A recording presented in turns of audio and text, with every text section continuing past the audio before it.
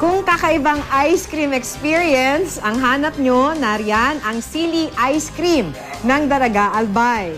Sili, sagana raw kasi partner sa sili. Tama yan. At mahilig Ang talaga sila Bicol sa rin. manghang. Di ba taga-dyan ka? Yung asawa ko, ang Uragon. Dahil marami kayong sili, kaya naman pati panghimagas, hinahaluan na rin nila ng sili. Matamis na may hagod sa lalamunan kung ilarawan ang sili ice cream, matamis na maanghang. Tila naglalaban daw sa inyong mga bibig ang tamis at anghang ng mga sangkap. Bukod sa sili ice cream, sikat na rin sa Kabikulan ang kalamansi, malunggay, pili, at tinutong na bigas flavored ice cream. Di ba masama? Anyway, game.